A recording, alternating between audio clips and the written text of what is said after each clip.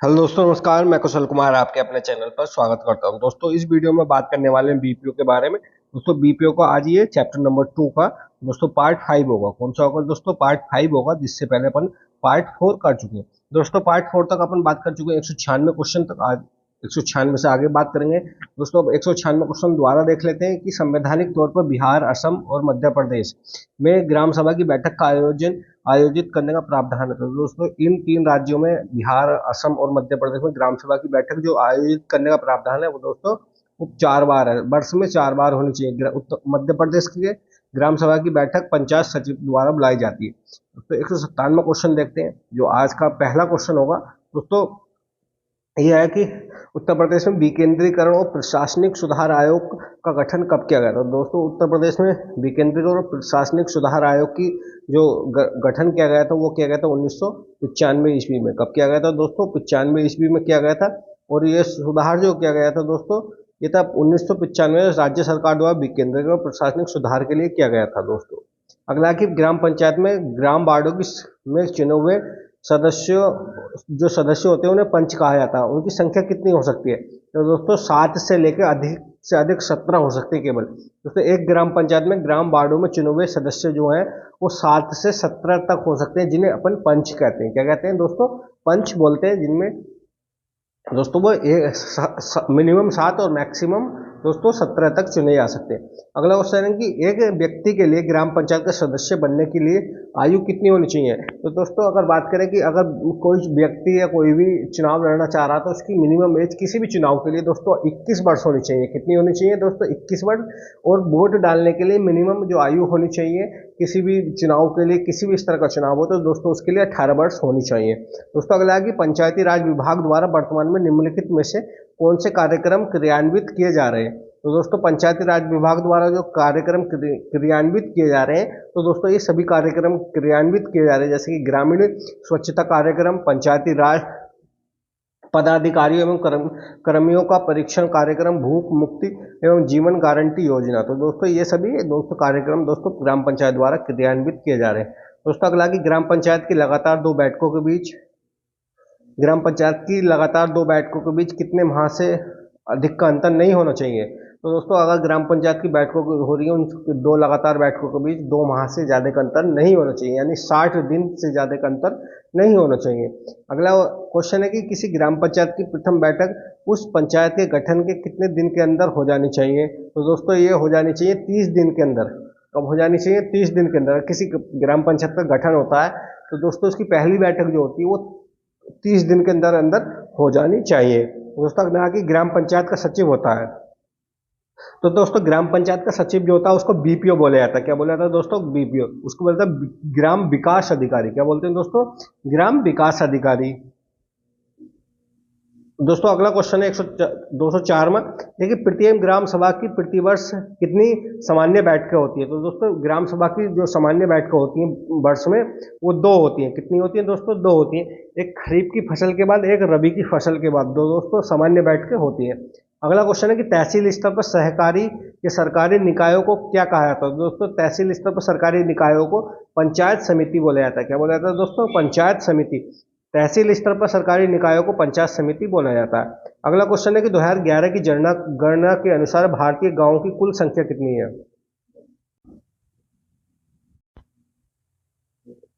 दोस्तों, अगर बात करें कि 2011 की जनगणना के अनुसार भारत की कुल जनसंख्या कितनी है तो वो है गांव की जनसंख्या जो है अनुसार कुल जनसंख्या 2011 गांवों की कुल जनसंख्या जो है वो 6,40,000, यानी 6,40,000 दोस्तों भारत में गांव है। अगला क्वेश्चन है कि भारत में अधिकांश गांव किस रूप में पाए जाते हैं? तो दोस्तों, अधिकृत जो गांव है भारत में ज्यादातर वो केंद्रीकृत और छिटपुट है, यानी कहीं कहीं बिखरे हुए, कोई क्रम से गांव नहीं है भारत का, कहीं का कहीं है। तो दोस्तों ये अकेंद्रीकृत है और छिटपुट है। दोस्तों, अगला कि ग्रामीण सामाजिक संरचना के कौन से बुनियादी घटक हैं? तो दोस्तों, ग्रामीण सामाजिक संरचना के बुनियादी घटक जो है वो सभी है, यानी समुदाय भी है दोस्तों, परिवार भी और जाति भी है। ग्रामीण समुदाय, परिवार, जाति और ग्रामीण सामाजिक संरचना के बुनियादी घटक है और ग्रामीण क्षेत्रों के लोगों के आर्थिक या सामाजिक जीवन को महत्व आपस में जोड़ते हैं। दोस्तों, अगला क्वेश्चन है कि किस वर्ष गांव को आत्मनिर्भर और संपन्न बनाने के उद्देश्य से ग्राम पंचायत क्षेत्रों में कृषि उत्पादन तथा कल्याण उप समितियों का गठन किया गया था। तो दोस्तों कल्याण उप समितियों और कृषि उत्पादन बढ़ाने के लिए 1960-61 में दोस्तों इन समितियों का गठन किया गया था। दोस्तों अगला क्वेश्चन है कि किस समिति की सिफारिश पर सत्ता के विकेंद्रीकरण के सिद्धांत के अनुरूप उत्तर प्रदेश क्षेत्र समिति में जिला परिषद अधिनियम 1961 क्रियान्वित किया गया। तो दोस्तों ये बलराम मेहता समिति के दोस्तों सिफारिश पर क्रियान्वित किया गया। तो दोस्तों अगला क्वेश्चन है कि किस वर्ष ग्रामीण क्षेत्रों में बेरोजगार और अल्प रोजगार वाले पुरुष महिलाओं के लिए लाभकारी रोजगार सृजन करने के उद्देश्य जवाहर रोजगार योजना प्रारंभ की गई थी। दोस्तों जवाहर रोजगार योजना जो प्रारंभ की गई थी 1989 में दोस्तों शुरू की गई थी। कब की गई थी? 1989 ईस्वी में। दोस्तों अगला है कि उत्तर प्रदेश पंचायत विधि संशोधन विधेयक 1994 कब पारित या कब लागू हुआ था? दोस्तों ये लागू हुआ था 22 अप्रैल 1994 को, जब दोस्तों पूरे भारत में पंचायती राज अधिनियम 1953 जो 1992 में दोस्तों पारित हुआ था। 73वां संविधान संशोधन दोस्तों, तो उत्तर प्रदेश में भी एक संविधान संशोधन पारित किया गया था दोस्तों, जो लागू हुआ था 22 अप्रैल 1994 को। दोस्तों अगला कि ग्राम पंचायत के प्रत्येक प्रादेशिक निर्वाचन क्षेत्र का प्रतिनिधित्व किसके द्वारा किया जाता है? तो ग्राम पंचायत के प्रत्येक प्रादेशिक निर्वाचन क्षेत्र का प्रतिनिधित्व किसके द्वारा किया जाता है? तो ग्राम पंचायत के सदस्य के द्वारा किया जाता है। किसके द्वारा? ग्राम पंचायत के सदस्य के द्वारा किया जाता है। दोस्तों अगला क्वेश्चन है निम्नलिखित कथनों में से कौन सा सही है? तो दोस्तों यह है कि दोनों ही ऑप्शन इसके सही है। स्वच्छता सरकार की शीर्ष प्राथमिकता, यानी पहली प्राथमिकता क्या है? स्वच्छता कार्यक्रम। उसके बाद इसके लिए देशव्यापी आंदोलन आवश्यकता है जिसमें हर किसी की भागीदारी की आवश्यकता है। दोस्तों ये दोनों ही बातें राइट है। दोस्तों अगला क्वेश्चन है कि किसे संसाधनों का उपयोग करके आर्थिक विकास और सामाजिक न्याय के लिए पंचायत विकास योजना तैयार करने का अधिकार है? तो दोस्तों ये इन्हें सभी को दिया गया होगा। ग्राम पंचायत को केवल ये अधिकार दिया गया। किसको दिया गया दोस्तों? ग्राम पंचायत को अधिकार दिया गया। दोस्तों अगर इसका डिटेल देखते हैं एक बार, पंचायतों को उनके पास संसाधनों का उपयोग करके आर्थिक विकास और सामाजिक न्याय के लिए दोस्तों पंचायती विकास योजना तैयार करने का अधिकार ग्राम पंचायतों को दिया गया। अगला क्वेश्चन है कि पंचायती राज की त्रिस्तरीय प्रणाली में कौन कौन से शामिल है? तो दोस्तों पंचायती राज व्यवस्था में तो शामिल है ये सभी है, यानी गांव स्तर पे भी, जिला पर भी और ब्लॉक पे भी बोला जाता है, जिसको क्षेत्र समिति भी बोला जाता है। दोस्तों अगला क्वेश्चन है शक्ति और उत्तरदायित्व को लेकर पंचायतों से संबंधित कौन सा कथन सत्य है? तो दोस्तों ये तीनों ही ऑप्शन सत्य है। आर्थिक विकास योजना में सामाजिक न्याय योजना तैयार करना, 11वें संविधान की 11वीं अनुसूची में दिए गए 29 विषयों जो है वो भी सब ग्राम पंचायतों से संबंधित है। उचित कर टोल शुल्क लगाना, एकत्र करना, ये दोस्तों ग्राम पंचायत का कार्य है। दोस्तों ग्राम पंचायत चाहे तो कर भी लगा सकती है। अगर बात करें कि अगर गाँव नष्ट हो जाए तो भारत भी नष्ट हो जाएगा, यह कथन किसका? तो दोस्तों ये महात्मा गांधी जी का ही कथन है। किसका है? महात्मा गांधी जी का। अगला क्वेश्चन है कि अनुसूचित क्षेत्रों में रहने वाले लोगों के लिए न्याय सभाओं के माध्यम से स्वशासन सुनिश्चित करने के लिए कौन सा अधिनियत किया गया? तो दोस्तों ये था पैसा एक्ट 1996। कौन सा? पेशा एक्ट 1996, यानी अनुसूचित क्षेत्रों में रहने वाले लोगों के लिए दोस्तों एक सुरक्षा की गारंटी दी गई थी पैसा एक्ट के माध्यम से। दोस्तों अगला है कि पंचायतों द्वारा आर्थिक विकास एवं सामाजिक न्याय की योजनाओं को क्रियान्वित करने के लिए किस प्रकार की चुनौतियों का सामना करना पड़ता है? तो दोस्तों ये सामना करना पड़ता है सभी का। दोस्तों उत्तर प्रदेश में ग्राम पंचायतों को दोस्तों विकास के लिए दोस्तों ज़्यादातर क्या होता है कि यूपी सरकार पर ही डिपेंड रहना पड़ता है। दोस्तों प्रशासनिक स्वायत्तता, यानी जो सरकार पैसा भेजेगी तभी काम हो पाएगा। दोस्तों वित्तीय यानी पैसे की बहुत बड़ी समस्या है ग्राम पंचायतों के पास, और कार्यात्मक समिति होगी। दोस्तों बहुत बड़ा लेवल पर उत्तर प्रदेश में पैसे की बहुत समस्या है ग्राम पंचायतों के लिए। दोस्तों अगला क्वेश्चन है कि पंचायती राज व्यवस्था किस सूची का विषय है? तो दोस्तों पंचायती राज व्यवस्था सभी को पता है दोस्तों, राज्य सूची का विषय है। 29 विषय दिए गए हैं दोस्तों। और अगला क्वेश्चन है कि पंचायती राज व्यवस्था के अंतर्गत आते हैं। दोस्तों पंचायती राज व्यवस्था के अंदर ग्राम पंचायत, क्षेत्र पंचायत और उसके अलावा जिला परिषद आती है। दोस्तों यहाँ जिला पंचायत भी आती है। दोस्तों ये तीनों ही ऑप्शन सही है। दोस्तों अगला क्वेश्चन है क्षेत्र पंचायत के संबंध में कौन सा कथन सत्य है? यदि प्रत्येक खंड के लिए एक क्षेत्र पंचायत होगी, ये भी बात सही है दोस्तों। क्षेत्र पंचायत एक नियमित निकाय है, ये भी सही है दोस्तों। अगला कि क्षेत्र पंचायत का कार्यालय ऐसे स्थान पर होगा जो राज्य सरकार द्वारा अवधारित किया जाएगा। तो दोस्तों ये तीनों ही बातें सही है। दोस्तों ये तीनों ही बातें सही है। अगला क्वेश्चन है प्रत्येक क्षेत्र पंचायत में किसके लिए आरक्षण का प्रावधान किया गया है? तो दोस्तों आरक्षण का प्रावधान सभी जातियों के लिए लगभग सभी के लिए, जैसे कि अनुसूचित जाति यानी एसटी के लिए भी, एससी के लिए भी और ओबीसी के लिए भी दोस्तों आरक्षण की व्यवस्था की गई है। दोस्तों अगला क्वेश्चन है, पंचायती राज व्यवस्था का सबसे ऊपरी संस्था कौन सी है? तो दोस्तों पंचायती राज व्यवस्था की सबसे ऊपरी संस्था जो है उसको जिला परिषद बोला जाता है। दोस्तों जिला परिषद के बाद आती है क्षेत्र समिति, यानी ब्लॉक, जो ब्लॉक पर ब्लॉक प्रमुख चुने जाते हैं वो आते हैं। उसके बाद आते हैं दोस्तों ग्राम प्रधान। क्या आते हैं दोस्तों? ग्राम प्रधान। अगला कि जिला परिषद का गठन लगभग कितनी जनसंख्या पर किया जाएगा? तो दोस्तों जिला परिषद का गठन लगभग 50,000 की जनसंख्या पर किया जाएगा। किसकी कितनी जनसंख्या? 50,000 की जनसंख्या पर किया जाएगा। दोस्तों अगला क्वेश्चन है कि प्रत्येक प्रादेशिक निर्वाचन क्षेत्र से जिला परिषद सदस्य पद पर कितने प्रतिनिधित्व निर्वाचित होते हैं? तो दोस्तों एक प्रतिनिधित्व निर्वाचित होता है, यानी क्षेत्र पंचायत अध्यक्ष जो बनता है, जिला पंचायत अध्यक्ष जो बनता है, केवल एक ही बनता है। कौन बनता है? एक बनता है। अगला कि जिला परिषद का कार्यकाल कितने वर्ष का होता है? दोस्तों जिला परिषद का कार्यकाल 5 वर्ष का होता है। कितने वर्ष का होता है दोस्तों? 5 वर्ष का होता है। सभी चुनावों का लगभग 5 ही वर्ष का होता है। दोस्तों अगला क्वेश्चन है, जिला परिषद की बैठक कितने माह में कम से कम एक बार बुलाई जानी आवश्यक है? तो दोस्तों ये 3 माह में एक बार बुलाई जानी आवश्यक है। अगला कि निर्वाचन के बाद नवगठित जिला परिषद की पहली बैठक किसकी अध्यक्षता में होती है? तो दोस्तों ये जिला अध्यक्ष यानी जिला दंडाधिकारी की अध्यक्षता में होती है। दोस्तों निर्वाचन के बाद नवगठित जिला परिषद की पहली बैठक जिला दंड अधिकारी की अध्यक्षता में होती है। दंडाधिकारी दोस्तों एक तरीके से मजिस्ट्रेट होता है, जिला न्यायाधीश उसी को बोला जाता है। दोस्तों उसकी अध्यक्षता में होती है।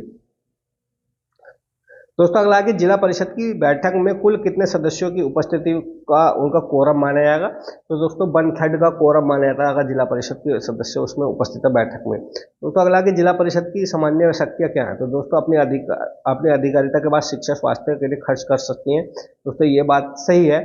दोस्तों अगला कि जिले में किसी कार्यकलाप के क्रियान्वयन के लिए किसी व्यक्ति को सहायता प्रदान कर सकती है। दोस्तों दोनों ही बातें सही है। दोस्तों अगला आगे जिला परिषद के निर्वाचित सदस्यों को लेकर कितने स्थायी समितियों का गठन का प्रावधान है? तो दोस्तों 7 समितियों का गठन का प्रावधान है। कितनी समितियों को दोस्तों? 7 समितियों का गठन का प्रावधान है। दोस्तों अगला कि जिला परिषद की अध्यक्ष को कौन कौन से अधिकार प्राप्त है? तो दोस्तों ये सभी अधिकार प्राप्त है, जितने भी 3 ऑप्शन में दिए हुए सभी दोस्तों जिला परिषद के अध्यक्ष को प्राप्त है। जिला परिषद के लेखा अंकेक्षण किसके द्वारा किया जाता है? तो जिला परिषद का दोस्तों लेखा अंकेक्षण किसके द्वारा किया जाता है? तो दोस्तों ये किया जाता है कैग के द्वारा, भारत के निरंतर एवं महालेखा परीक्षक के द्वारा ये कार्य किया जाता है। दोस्तों अगला क्वेश्चन है, केंद्र सरकार द्वारा पंचायती राज व्यवस्था, केंद्र सरकार द्वारा पंचायती राज संस्थाओं के सशक्तिकरण के लिए कुल कितने गोलमेज सम्मेलन का आयोजन किया गया है? तो दोस्तों 7 सम्मेलनों का आयोजन किया जा चुका अब तक। भारत में तृणमूल स्तर की इकाई क्या है? तो दोस्तों पंचायती राज व्यवस्था तृणमूल स्तर की इकाई है। दोस्तों अगला क्वेश्चन है कि भारत में जनता को प्रत्यक्ष जवाब देने वाली संस्था है। तो भारत में जनता को प्रत्यक्ष देने वाली जवाब जनता संस्था है वो ग्राम पंचायत ही है। दोस्तों ग्राम पंचायत है। दोस्तों क्या है? ग्राम पंचायत। दोस्तों अगला क्वेश्चन है, ग्राम पंचायतें सबसे निचले स्तर की संस्था है, इनका निर्वाचन प्रत्यक्ष रूप से जनता द्वारा किया जाता है तथा गणतंत्र की अनोखी संस्था है, जनता के प्रति प्रत्यक्ष रूप से जवाबदेही होती है। अगला क्वेश्चन है कि ग्राम पंचायत की प्रत्येक स्थायी समिति में कम से कम कितने और अधिक से अधिक कितने सदस्य हो सकते हैं? दोस्तों ग्राम पंचायत की जो समितियाँ होती हैं उनमें कम से कम 3 और अधिक से अधिक 5 सदस्य हो सकते हैं। दोस्तों अगला कि ग्राम पंचायत अध्यक्ष अधिकतम कितनी ग्राम पंचायती समितियों का अध्यक्ष हो सकता है? तो दोस्तों केवल 3 ग्राम प्रधान अधिकतम 3 समितियों का अध्यक्ष हो सकता है। अगला कि ग्राम पंचायतों की स्थायी समितियों की अध्यक्षों की नियुक्ति कौन करता है? तो दोस्तों ग्राम प्रधान, इनकी जो समिति होती है 6 समितियां, उनके अध्यक्षों की नियुक्ति करता है। दोस्तों अगला क्वेश्चन है कि कोई व्यक्ति ग्राम पंचायत का प्रधान या सदस्य निर्वाचित होने के लिए अनर्ह यदि ये सभी दोस्तों अगर वो पद धारण करे हुआ तो ग्राम प्रधान का दोस्तों ग्राम प्रधान नहीं बन सकता। दोस्तों अगला क्वेश्चन है कि राज्य सरकार द्वारा न्यूनतम कितनी जनसंख्या वाले ग्राम या ग्राम समूह को पंचायत 1000 जनसंख्या होगी किसी ग्राम पंचायत की, तो दोस्तों वहां पे अपना खुद का ग्राम पंचायत दोस्तों गठित की जा सकती है। दोस्तों अगला क्वेश्चन है, पंचायत के किसी सदस्य का कार्यकाल कितना होता है? दोस्तों 5 वर्ष होता है ग्राम पंचायत के सदस्य का कार्यकाल। दोस्तों अगला कि संविधान की 11वीं अनुसूची के संबंध में असत्य कथन है। तो दोस्तों 11वीं अनुसूची में दोस्तों 29 विषय 27 विषय नहीं है। दोस्तों अगला कि ग्राम पंचायत के कार्यों में शामिल नहीं है। दोस्तों ग्राम पंचायत के कार्यों में शामिल नहीं है, वो है डी ऑप्शन। कौन सा ऑप्शन है? डी, सांस्कृतिक, शैक्षणिक और सौंदर्य परक आयोग दोस्तों आयामों की अभिवृद्धि करना, ये ग्राम पंचायत में कार्य नहीं है।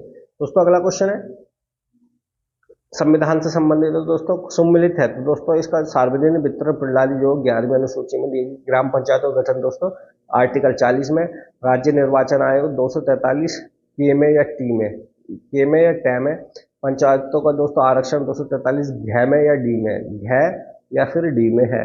दोस्तों अगला ये दोस्तों ये फिर क्वेश्चन सेम क्वेश्चन रिपीट हुआ, मैचिंग करना है दोस्तों। ग्राम पंचायतों की दोस्तों ग्राम पंचायतों का गठन ये सब दिया हुआ है दोस्तों। इसका ऑप्शन भूमि विकास ग्राम सभा दोस्तों ये सब दिए हुए हैं, इसका ऑप्शन बनेगा ए ऑप्शन। कौन सा दोस्तों? ए।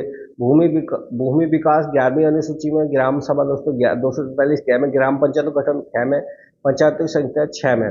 दोस्तों अगला कि सम्मिलित नहीं है। दोस्तों सम्मिलित नहीं है तो सहकारी समिति दोस्तों पार्ट 9 का भाग नहीं है, पार्ट 9 ख का भाग है, ग का भाग नहीं है। दोस्तों अगला क्वेश्चन है 250वां क्वेश्चन है